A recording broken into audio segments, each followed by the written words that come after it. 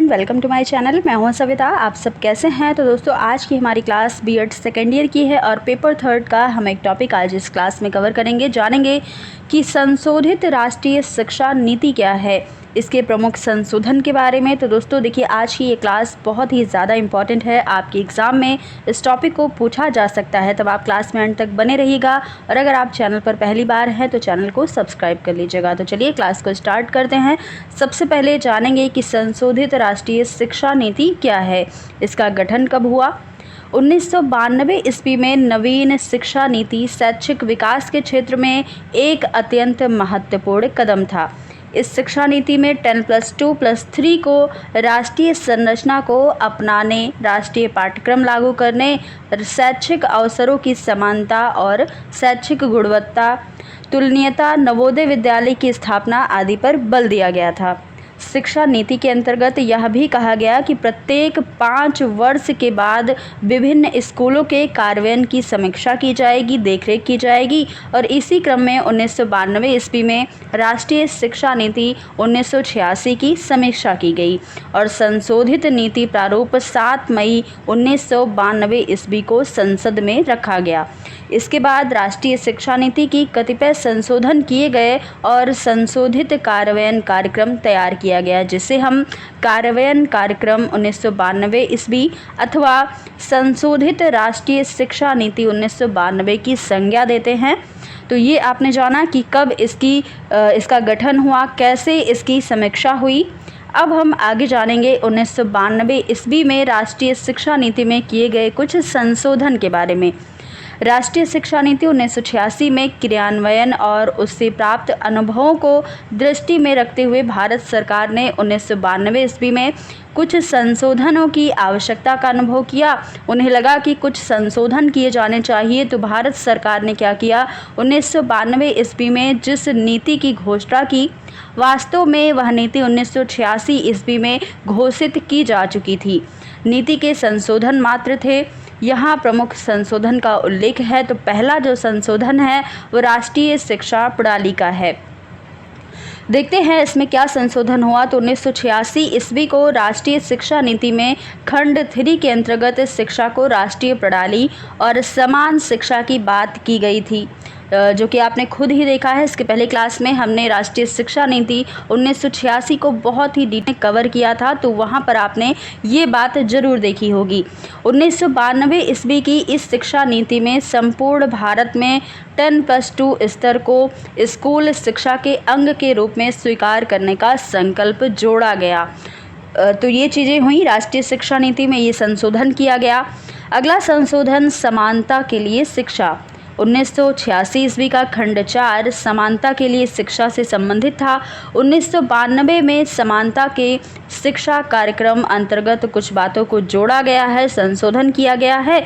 देखिएगा, समग्र शिक्षा अभियान पर अधिक बल दिया जाए, राष्ट्रीय साक्षरता मिशन को निर्धनता निवारण, राष्ट्रीय एकता, पर्यावरण संरक्षण, लघु परिवार, नारी समानता को प्रोत्साहन, प्राथमिक शिक्षा के सार्वजनिकरण और प्राथमिक स्वास्थ्य परिचर्या से जोड़ने की बात कही गई।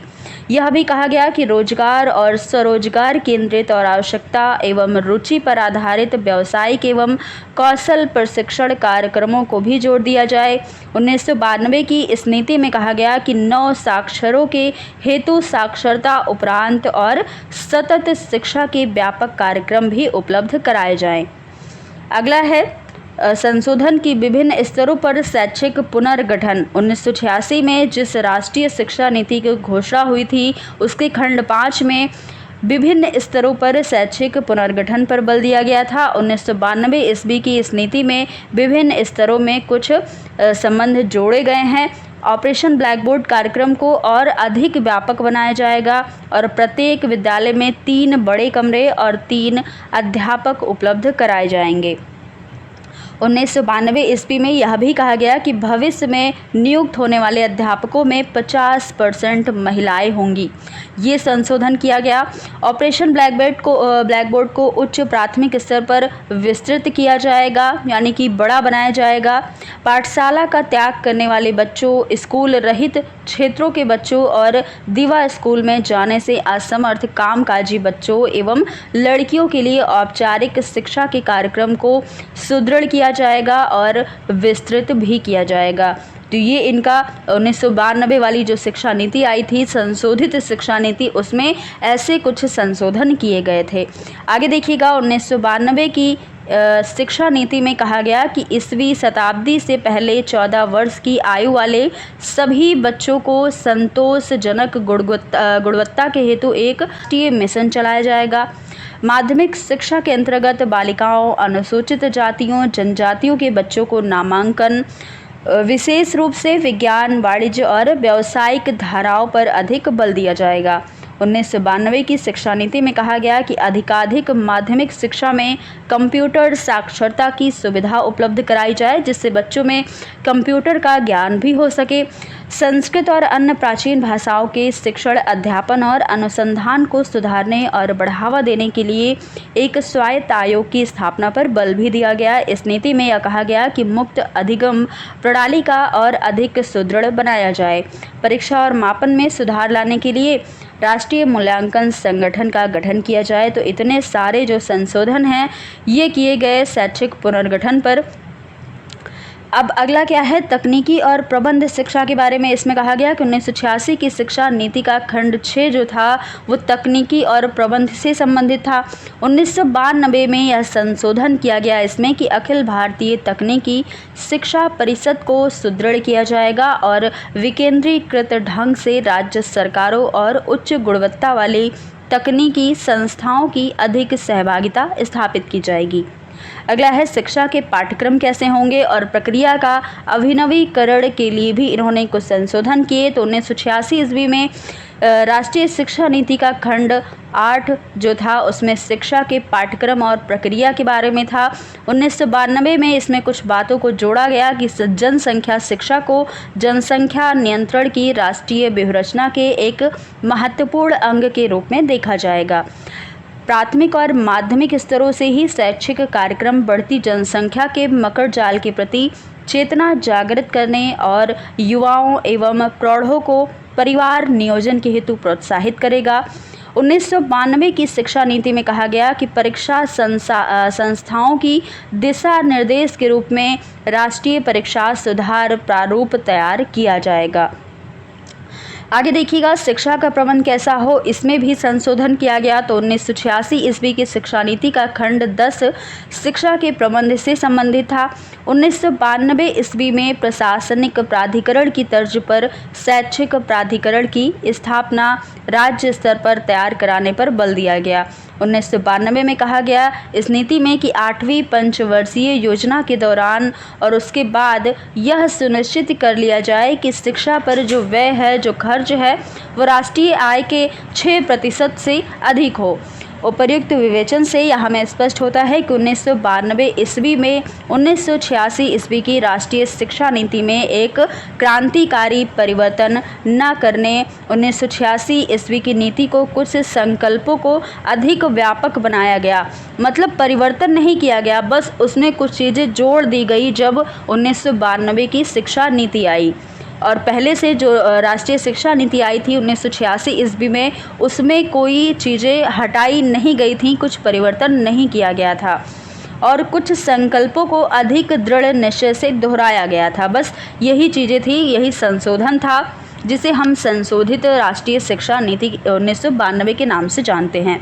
आगे देखिएगा, कार्यान्वयन कार्यक्रम कौन कौन से हैं ये देख लीजिए। देखिएगा, 1992 राष्ट्रीय शिक्षा नीति 1986 में किए गए उपर्युक्त संशोधनों की दृष्टि से रखते हुए इस स्पष्ट रूप से इसे कहा जा सकता है कि 1986 ईस्वी की नीति में संशोधन की आवश्यकता थी, इसलिए 1992 की राष्ट्रीय शिक्षा नीति लाई गई जिसमें कुछ संशोधन किए गए। सरकार ने 1992 ईस्वी में संशोधन कार्यान्वयन तैयार किया और उसे कार्यान्वयन कार्यक्रम 1992 के नाम से संबोधित किया। इस संशोधित कार्यक्रम को कुछ भागों में बांटा गया है, देख लेते हैं। पहला है प्रारंभिक शिक्षा, माध्यमिक शिक्षा, उच्च शिक्षा, व्यावसायिक शिक्षा, तकनीकी एवं प्रबंध शिक्षा, अनुसंधान एवं विकास, जनसंचार एवं शैक्षिक तकनीकी, नवोदय विद्यालय, मुक्त शिक्षा, उपाधि की, रोजगार से विलगता तथा मानव शक्ति का नियोजन। देखिए आज हमारी जबान थोड़ी सी लड़खड़ा रही है, पता नहीं क्या हो गया है, लेकिन आप लोग ज़्यादा मतलब परेशान मत होइएगा। अगला है मूल्यांकन प्रक्रिया एवं परीक्षा सुधार, अध्यापक एवं उनका प्रशिक्षण, नारी समानता के लिए शिक्षा की बात की गई, अनुसूचित जाति जनजाति एवं अन्य पिछड़े वर्गों की शिक्षा के लिए इसमें बात हुई, विकलांगों की शिक्षा, प्रौढ़ एवं सतत शिक्षा, अल्पसंख्यकों की शिक्षा, पूर्व बालकाल परिचर्या एवं शिक्षा, सांस्कृतिक परिप्रेक्ष्य, भाषाओं का विकास हो, खेल, शारीरिक शिक्षा एवं युवा कल्याण के लिए भी बात की गई, ग्रामीण विश्वविद्यालय एवं संस्थान और शिक्षा का प्रबंध कैसा होगा, इन सारी चीज़ों पर ये कार्यक्रम किया गया। कार्यान्वयन कार्यक्रम 1992 या फिर संशोधित राष्ट्रीय शिक्षा नीति 1992।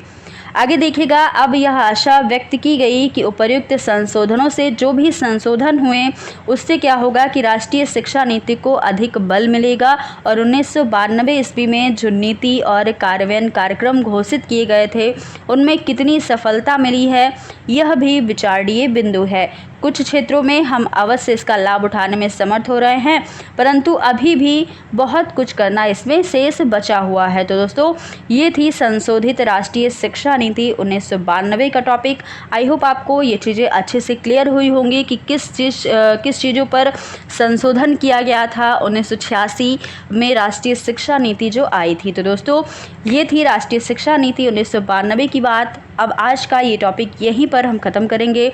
अगर आपको वीडियो पसंद आई तो ज़्यादा से ज़्यादा लोगों तक शेयर कीजिएगा, क्योंकि आपका जो एग्ज़ाम है वो काफ़ी करीब है। अब आप पढ़ाई में बिल्कुल भी लापरवाही मत कीजिए और डेली क्लासेस करिए, पढ़ाई करते रहिए। तो दोस्तों फिर मिलेंगे अगली क्लास में कुछ नए टॉपिक के साथ। धन्यवाद।